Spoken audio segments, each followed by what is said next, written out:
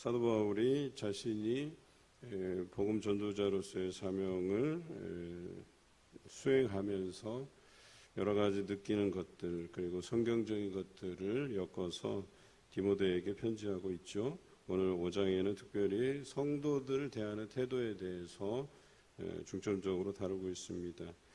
8절에 보면 누구든지 자기 친족 특히 자기 가족을 돌보지 아니하면 믿음을 배반한 자요 불신자보다 더 악하다 이렇게 표현하고 있죠.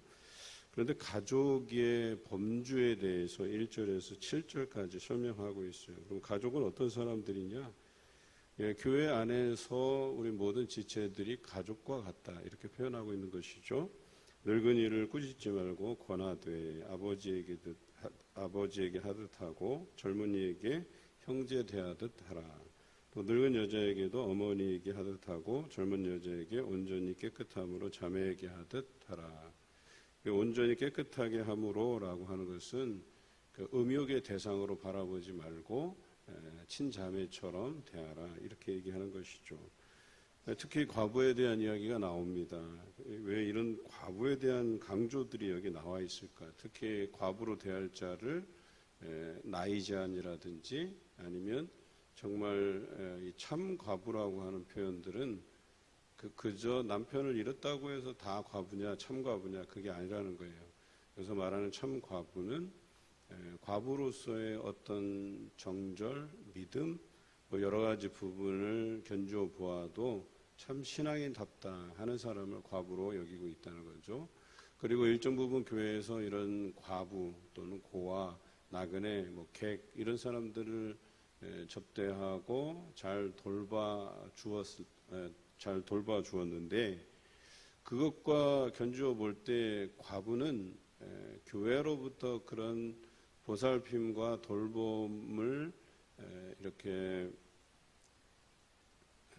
받았을 때에 그가 교회를 위해서 기도하며 봉사하며 하는 모든 일에 대해서 충성을 다했을 가능성이 높아요.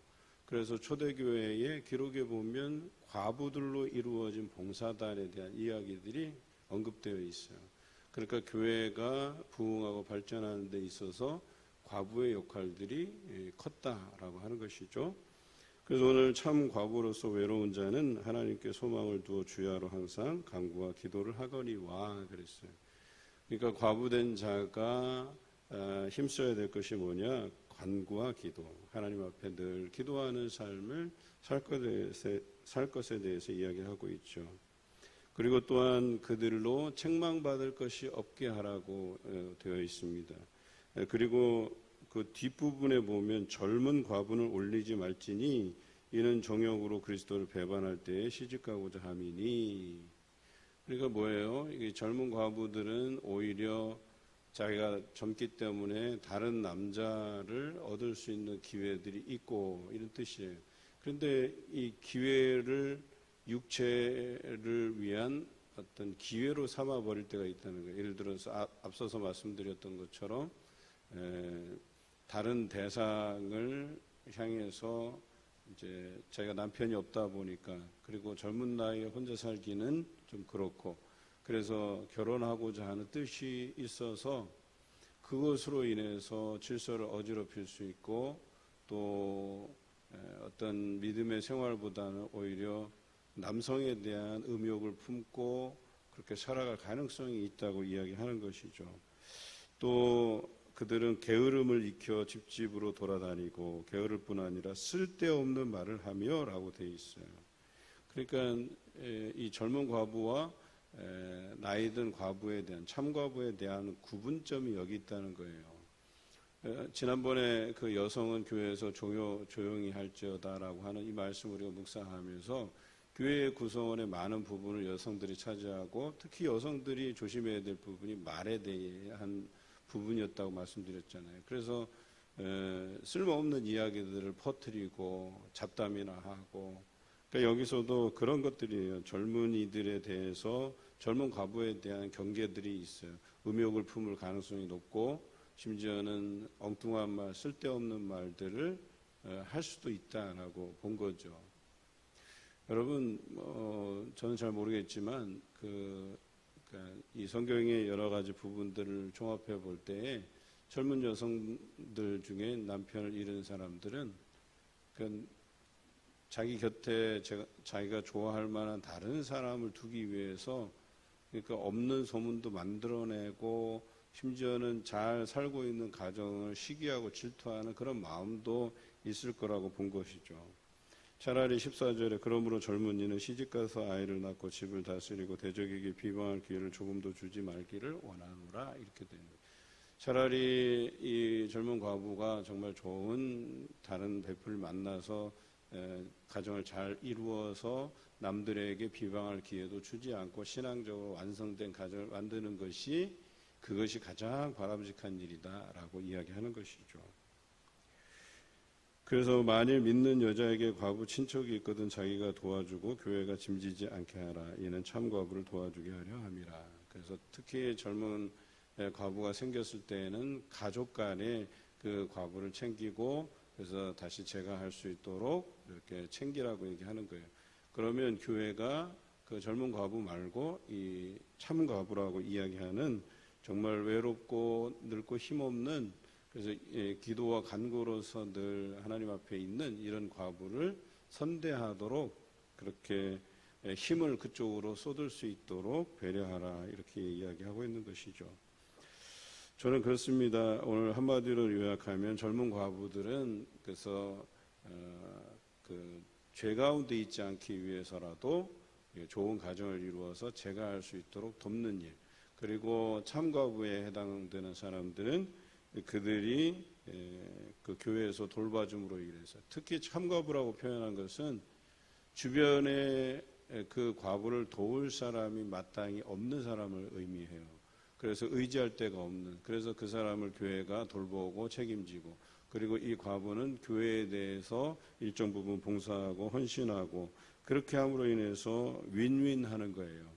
그래서 돌봄도 받고 과부들은 교회를 위해서 충성하고 봉사하고 헌신하고 기도하기를 쉬지 않는 이런 일들이 초대교회에 있었다라고 하는 것이죠.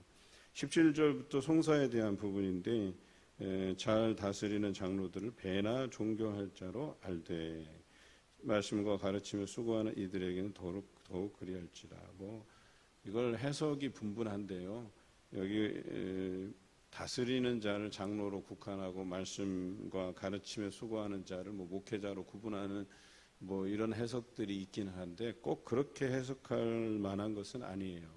왜냐하면 장로들도 가르치고 권면하고 또 말씀으로 나눌 수 있는 요즘 시대에는 평신도 사역이 활발하기 때문에 장로님들도 목회자에게서 배워서 리더로 세워지고 디렉터로 세워져서 말씀을 가르칠 수 있고 나눌 수 있고 또 충분히 그렇게 할 수 있거든요.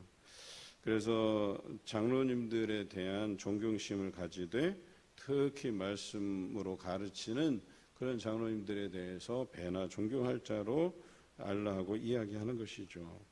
이게 장로에 대한 존경심이라고 하는 거예요. 여러분 장로가 쉽게 되는 거 아니잖아요. 여러분도 아시다시피 성도들에게 3분의 2의 동의를 얻어서 장로를 세우는데 또 일정 부분 교육을 받아야 되고 노회에서도 교육을 받고 시험도 쳐야 되고 요즘 얼마나 힘든지 몰라요.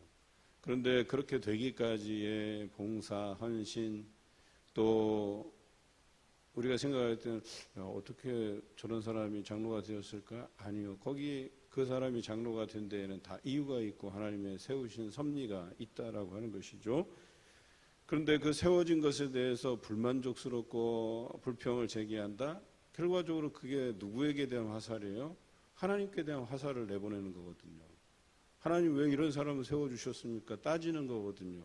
우리가 그런 권한이 없어요. 하나님께 세우신 이유는 거기에 대해서 마땅히 이유가 있고 세우신 섭리가 있는 것이죠. 거기에 대해서 우리가 인정하고 존경할 자로 알고 배나 존경할 수 있는 그런 마음을 가지고 있어야 되는 것이죠. 내가 안 됐다고 해서 그 안 된 이유에 대해서 불만을 품고 그건 아니잖아요. 또 직분이 모든 충성과 또 하나님께 대한 순종을 이야기하는 건 아니잖아요. 장로님이라고 해서 권사님이라고 해서 안수집사님이라고 해서 꼭 하나님 앞에 헌신적이고 봉사를 잘하고 그런 건 아니거든요. 직분이 없는 사람들에게도 충분히 하나님께 대한 헌신을 이야기할 수 있는 것이거든요. 오히려 권사보다 나은 집사, 장로 안수 집사보다 나은 집사들이 있다는 것이죠. 그러니까 그건 뭐냐면 직분에 상관없이 우리가 하나님 앞에 어떻게 헌신하며 나아가는 것인가, 이게 중요하다는 것 아니겠습니까? 말로는 이게 쉬운 것 같죠. 그런데 막상 내가 직분자가 되지 않으면 서운하고, 그 서운한 감정에서 헤어나오지 못하는 사람을 제가 목회하면서 수도 없이 봤어요. 그렇게 헌신하다가 장로 선거에서 떨어졌어요. 그래서 낙심하고 절망하고 그것을 한 두세 번 겪거든요.